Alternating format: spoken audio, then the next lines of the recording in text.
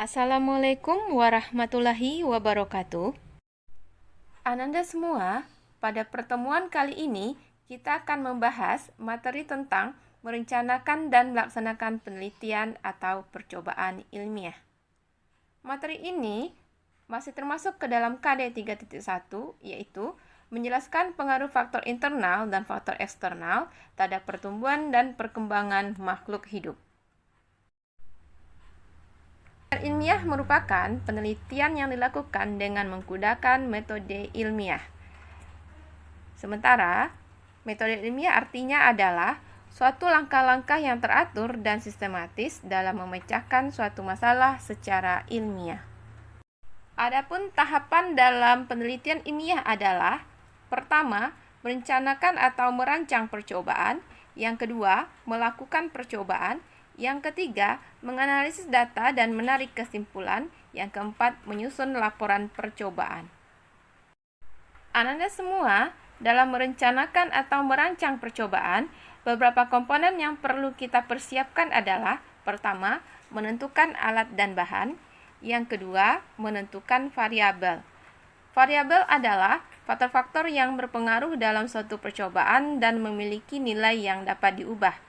Variabel dapat dikelompokkan atas: pertama, variabel bebas. Itu adalah variabel yang mempengaruhi variabel terikat dengan sengaja dibuat berbeda.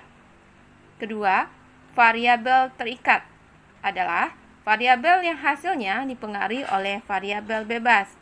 Selanjutnya, variabel kontrol. Itu artinya adalah variabel yang dibuat sama untuk semua perlakuan. Variabel pengganggu artinya adalah variabel yang mengganggu pengaruh atau hubungan antara variabel bebas dengan variabel terikat. Komponen yang ketiga yang harus dipersiapkan adalah itu menentukan teknik atau cara percobaan.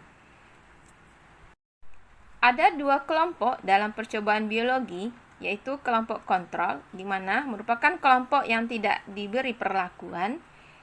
Kedua, kelompok perlakuan artinya adalah kelompok yang diberi perlakuan tertentu. Komponen yang juga perlu dipersiapkan dalam merancang percobaan adalah menentukan waktu percobaan, di mana lamanya waktu percobaan itu tergantung pada data pengamatan yang ingin kita peroleh. Selain komponen-komponen yang sudah kita bahas sebelumnya pada kegiatan merancang percobaan, komponen lain yang juga kita perlu perhatikan adalah membuat hipotesis. Hipotesis merupakan jawaban sementara dari suatu penelitian yang perlu diuji kebenarannya. Beberapa macam hipotesis. Pertama, hipotesis nol, di mana tidak ada pengaruh atau perbedaan di antara variabel. Yang kedua, hipotesis alternatif atau hipotesis kerja, artinya ada pengaruh atau perbedaan di antara variabel. Setelah selesai merancang percobaan, tahapan penelitian ilmiah selanjutnya adalah dengan melakukan percobaan.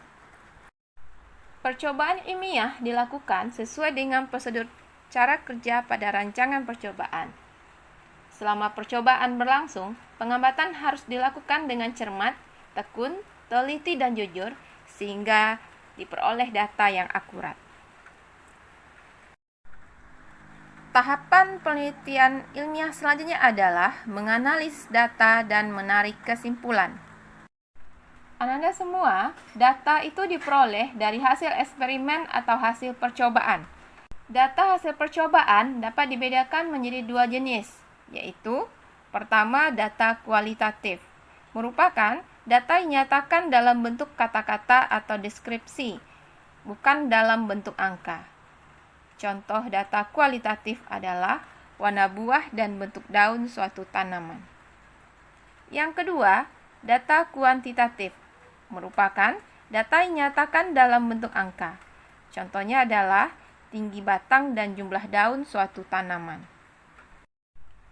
Untuk data kuantitatif ini, itu harus diolah dalam bentuk grafik, tabel, atau diagram, sehingga mudah dipahami oleh orang lain. Selanjutnya, hasil olahan data tersebut dibandingkan dengan teori, fakta, dan konsep yang ada dalam referensi. Hasil analisis data digunakan untuk menarik kesimpulan. Jadi, penarikan kesimpulan harus mengacu pada hasil eksperimen. Ananda semua, tahapan selanjutnya dari penelitian ilmiah adalah menyusun laporan percobaan. Laporan percobaan ini dibuat dengan tujuan agar percobaan ilmiah kita dapat diketahui dan bermanfaat bagi orang lain. Ada berbagai macam format penyusunan laporan ilmiah. Namun, sebuah laporan ilmiah hendaknya harus mempunyai unsur-unsur sebagai berikut. Pertama, harus ada judul laporannya. Yang kedua, prakata itu berisi ucapan rasa syukur penulis serta ucapan-ucapan terima kasih. Selanjutnya, daftar isi. Kemudian, unsur yang juga ada adalah pendahuluan yang berisi latar belakang, rumusan masalah, tujuan dan manfaat penelitian.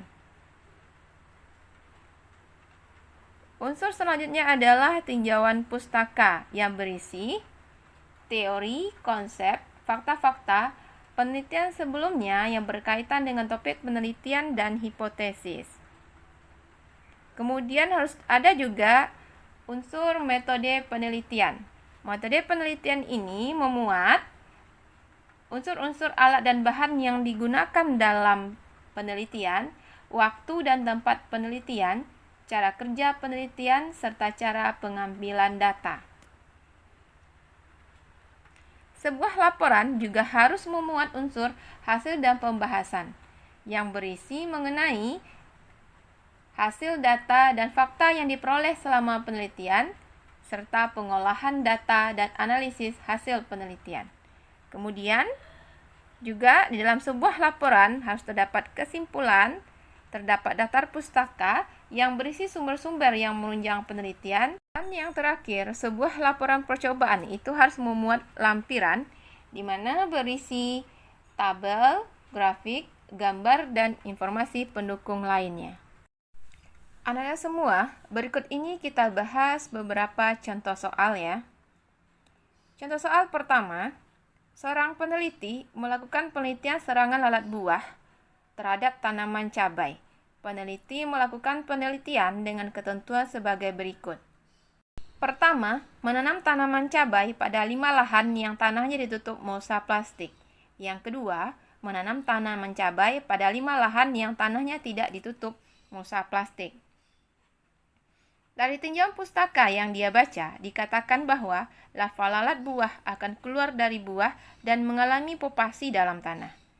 Nah, tentukanlah dari data penelitian tersebut judul penelitiannya, tujuan penelitian, rumusan masalah, hipotesis yang terdiri dari hipotesis 0 dan hipotesis 1 atau hipotesis kerja, variabel bebas, terikat dan kontrol, serta kesimpulannya. Dari soal, maka kita dapat menentukan judul penelitiannya adalah pengaruh penutupan mulsa plastik terhadap serangan lalat buah pada pertumbuhan tanaman cabai. Judul ini dapat kita tentukan itu berdasarkan topik utama yang dibahas pada contoh soal tadi ya Nanda. Kemudian tujuan penelitiannya adalah untuk mengetahui pengaruh penutupan mulsa plastik terhadap serangan lalat buah pada pertumbuhan tanaman cabai. Kemudian rumusan masalah. Anda ingat untuk menentukan rumusan masalah itu menggunakan kalimat tanya yang tepat. Nah, di sini kita dapat menentukan rumusan masalahnya adalah bagaimana pengaruh penutupan mulsa plastik terhadap serangan lalat buah pada pertumbuhan tanaman cabai. Kemudian hipotesisnya pada hipotesis 0 tidak terdapat pengaruh penutupan mulsa plastik terhadap serangan lalat buah pada pertumbuhan tanaman cabai. Hipotesis kerja atau H1-nya itu dapat dirumuskan terdapat pengaruh penutupan mulsa plastik terhadap serangan lalat buah pada pertumbuhan tanaman cabai. Jadi, untuk hipotesis itu dapat Anda perhatikan kalau untuk hipotesis 0 itu terdapat kata tidak ya. Kalau hipotesis kerja langsung saja itu terdapat pengaruh penutupan mulsa plastik. Variabel bebas itu adalah pemberian mulsa plastik dan tanpa pemberian mulsa plastik. Kemudian variabel terikat adalah jumlah buah busuk yang diserang lalat buah. Mengapa jawabannya jumlah buah busuk yang diserang lalat buah? Karena dengan adanya variabel bebas tentu akan menentukan variabel terikat, di mana dengan memberikan musa plastik atau tanpa pemberian musa plastik itu akan berpengaruh terhadap jumlah buah busuk yang diserang lalat buah. Selanjutnya variabel kontrol, artinya adalah variabel yang dibuat sama untuk semua perlakuan. Bisa kita lihat di sini ada 5 lahan tanah dan tanaman cabai. Itu adalah variabel kontrol.